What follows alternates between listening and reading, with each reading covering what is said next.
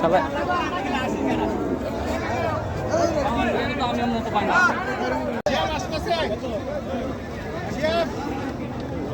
একের পর এক গরু বিক্রি হয়ে যাচ্ছে।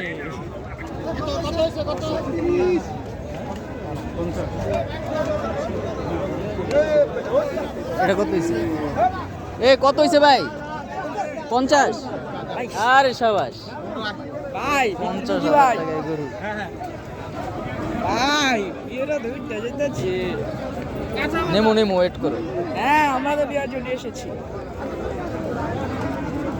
এখানে